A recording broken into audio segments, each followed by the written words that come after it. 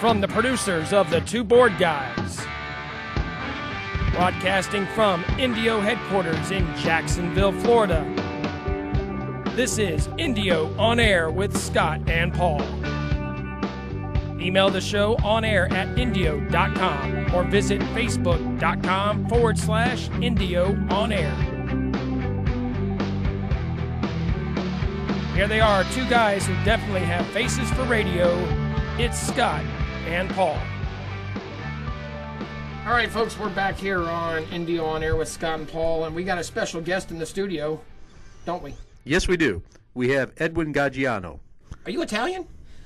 Well, I'm certainly not special, but I think, I usually say that I'm about 50% Italian, quarter British and quarter African, and it works like a bomb every time. So where are you from? I am, who's asking?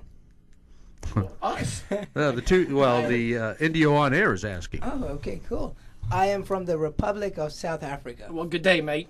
Yeah, that's Australian. Oh. Good talk. I think that's the wrong country, Scott. Well, then, I don't know. I can call you Jackman and get him in here. Ooh, that'd be but that might cost a little, Yeah. So okay. So your name is Hugh. So you're from South Africa. That's positive. Yeah. Okay. So what do you do in South Africa? I am what I call self-employed and totally fine with it. I work in the film industry and television. And it's really exciting, and they say when you find your calling that you'll never work another day in your life. Someone in this room said that earlier, about 6 months ago. I think it was me. I don't know, maybe. And you're still working, right? And I'm still working. Still working. So you came here to the United States. Yes, how long have you been in the United States right now? I've been here since the 4th of July. Yeah. And what originally brought you here? Well, Ebola. More like Ebola. Chasing the. Let's not go there. It's funny because we don't have that. We have the Oscar Pistorius trial. But, yeah. It just got 5 years. We kind of don't have space for Ebola right now in the media. But we do have space for the second season that I'm going back to, so that's quite exciting. Awesome. Yeah. The second season, this is a show that you've done were doing prior to coming here? That's right. That's actually the reason why I came. I was working on the first season of Snake Park, which is actually more like skate park, skateboarding, surfing, and music in a TV series that's based in the beach community of Durban, also known as the shark capital of kind of the world, and directed by Daryl Rudd, who's a very well-known director and very respected globally. And it's just been such a great run, but it was a lot of, it was hard work, and I said to myself, let me just spoil myself with a nice vacation. Came over for 3 months, and man, it's been amazing. It's a beautiful country. So why Jacksonville, of all places? This isn't exactly Hollywood, California. Exactly. Yeah. Well, because I was in Hollywood for a month, and I just like to park my car without having to ride around for 5 hours. Don't we all? I don't know. I kind of like the 6 foot tall, blonde, blue-eyed, girls walking around on the street. There seems to be about one on every corner. And you don't have to go down to Phillips Highway to see them. No. I recommend not going to Phillips Highway myself. That's right, man. Well, I like the union paychecks more. Basically, the reason why I'm in Jacksonville is a lot of friends out here. And some of my best friends live in Jacksonville. So I just always come and see them. And, I don't need to be in a specific area to do my job, so I can just always stay in touch with my people via email, Skype, and all that awesome technological. I got a couple Fantastic. things. I got a couple things. First of all, how do you? Of course, you flew over here and everything, and your arms are probably tired because everybody's, tells that joke. Yeah. But you guys, do you fly directly into Jacksonville, or is it into Miami or into Orlando? How, what was the route that you actually had to take to get here? I flew directly into JFK. Oh, okay. So New York and then down. Yeah, then down to Jacksonville. Okay, so Yeah. what is the? I guess what's the most unique thing you found about America that's different from Africa or South Africa? The convenience, man. Convenience. It's convenient, and it's a wonderful nation, man. People are patriotic, really patriotic and proud of what they've accomplished, and they've accomplished so much. I find that amazing. People priding themselves in what they do, whether they're serving at a restaurant or working in Parliament, or actually, in the House or whatever.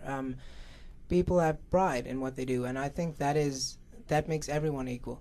It's really, like, sincerely, I mean that. I've seen very bad service in my life, and I cannot say that I've seen that in America. So it's been really convenient. The convenience is exceptional. What is probably the most difficult thing that you've noticed coming over? You're used to your life in South Africa and everything. You come to the U.S. What was the first thing that hit you, that you like, culture shock? It's like, hold on, this is totally different than South Africa. What do I do here? Anything like that? It's quite funny that you asked that. This is my third trip.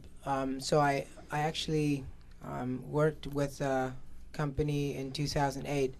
So I had I had 12 months, contract that they signed. So I had a 12-month visa to work, and that was basically the first time that I realized all the differences of what I was used to. And I would say the fact that it's quite similar to, I guess, what the movies make it look like. It felt like it was in a movie, but now I understand. Every culture has their uniqueness and something amazing to it, and I'm always open to different cultures. So I don't really have anything that I had to adjust to. Yeah, it's just the fact that I've my whole life in South Africa, and being on holiday for like 3 months. It would have been nice if I could have brought more friends over to enjoy it with me. Exactly. Yeah, I noticed the same thing. When I was in the military, traveling to England and Japan, you get a lot of different cultures. Yes. And like I didn't know in Japan, you're not supposed to tip at restaurants. Oh yeah, okay. Because if you tip at a restaurant in Japan, you're basically telling the owner and the chef, hey, your food sucks. You need extra money, so here's some extra money. Wow. And I was like, oh, that's kind of weird. So I think Paulie's got something. Yeah, you said you're going back to do that, do your up and coming episodes of Skate Park. Yes, actually, Snake Park is the Snake title, Park. but it's actually skateboarding. So I would. They probably should have called it Skate Park, but I think they called it Snake Park because that makes people ask, what's it about? And you can say, well, go watch the show. There you go. And that's why we have about over 1.5 million views weekly. So is this like a YouTube show or something like that, or is this actually filmed on location with a regular film crew and everything like that? It is certainly filmed with a regular film crew. It's like I said, Daryl Rudd is an Oscar-nominated director. You can see him on IMDb. You'll see them on Indyoh soon, because I'm also in touch with the company to get them on board, because it's an amazing firm, and what they do, it's just incredible. Anyway, it's a TV series, and it's commissioned by the South African Broadcasting Corporation, SABC. So basically what happened was, it started off as just a normal kind of kiddie show, and then they picked it up, they bumped it up to a prime slot. So it went from 400,000 views weekly to 1.2 million to 1.5 million viewers weekly. Now we're getting a second season with double the budget, and it's double everything. Now, if people are in the U.S. are interested in checking out the show, is there a way that they can do that online? Is it available on YouTube? I think everything's available on YouTube now. Yeah. But is there some place they can go to check that out? That's what I'm working on right now. Awesome. With the people at Indyoh. I'm also trying to get the producers to sit down with them and discuss syndication of the TV series. Basically, at the moment, it's not available on YouTube because it's so tightly contracted, Exactly. owned by the Broadcasting Corporation of South Africa. And I've got some showreels on YouTube. You can go and type in Edwin Gagiano, and you can also go to the fan page, and you'll see a lot of material. But I think IMDb and YouTube, if you type in my name, you'll see some of the material that has been uploaded by my publicists and so on. But basically, not really. It's not available to the public via YouTube. It's really commissioned, and like I said, contracted. It's so well contracted that we have to kind of get the producers of the show and the network to sit together and make an amended contract, like alter the contract to a certain extent that they can start syndicating it, which would be stupid if they don't do it, because it's a global exposure. Exactly. So, enough said. Absolutely. So you go back to South Africa. You're going to do this new show, or this continuation of the show that you've been doing. Yes. What next? I will be doing some soap operas and some film projects. We are about to do my main focus is feature film. So I'll be working in some feature films and basically just running some of my projects. I have a film company as well. So I make like short films and any kind of productions that the networks need, and then we just do business like that. Okay, so short film. So as such, Indyoh also has a part in all of this, I assume. Doing being that Indyoh, we provide a venue for short films, TV series, full-length feature films, yes, etc. So I assume that this is just another way to market what you're doing in South Africa and trying to get it out to a global market as well. Yes. That's an amazing question. The thing with Indyoh is they bring the buyers, the sales agents, and the reps and everyone to the filmmakers and the producers, and that's something that we have such a big void for in South Africa. And I think it's incredible if you look at the talent that has come from South Africa. Charlize Theron came from Benoni, South Africa. She won an Oscar. Yes. Shalta Copley, Brandon Allred. Those people are magnificent artists and like magnificent actors. I mean, we have such amazing talent, but we're so underexposed. So what happens is usually what the artists do, they just go abroad and they start working with international companies. But what we try to do is bring the work to South Africa, and it's been happening. It's been happening where Hollywood productions comes to South Africa and they start filming there.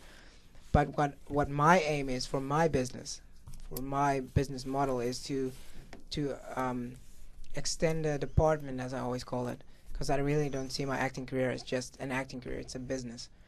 It's basically to be the representative of the South African film industry, to bring all my connections, to play Cupid, if I may, to bring them together and bring them in touch with Indyoh, because not only do I know the company and what they stand for, but I also know the people who started it.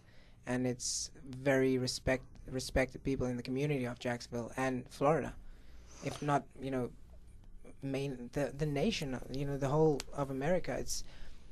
This is something that I felt is needed. We need to get exposure, but it costs so much in rand currency to fly over to film festivals internationally. Right. So what you can do is just log onto your computer, and there it is.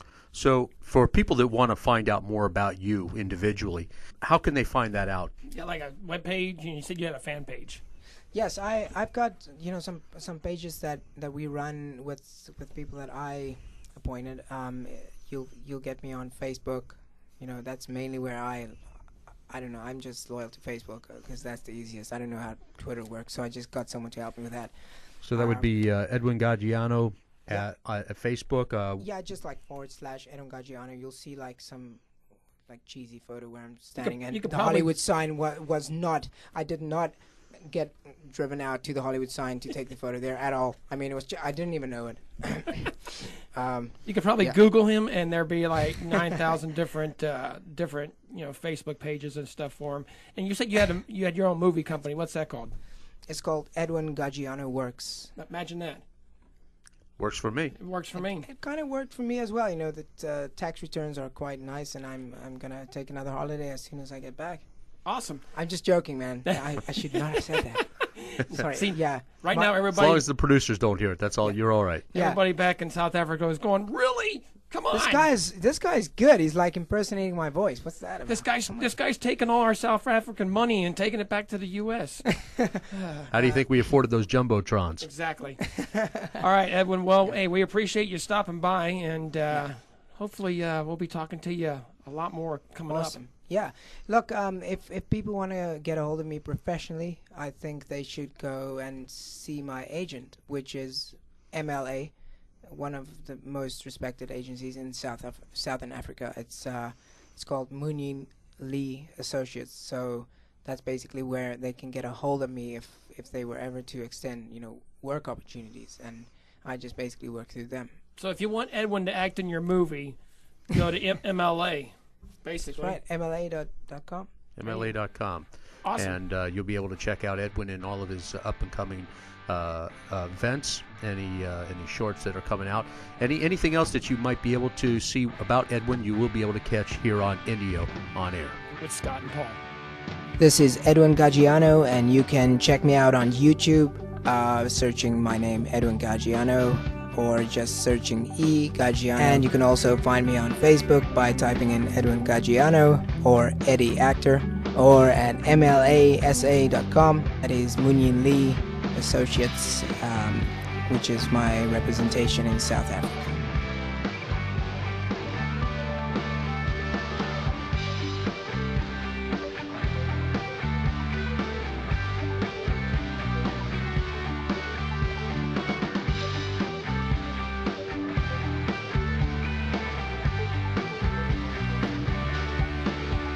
Remember, you can email Scott and Paul at onair@indyo.com or visit our Facebook page, facebook.com/Indyoh On Air.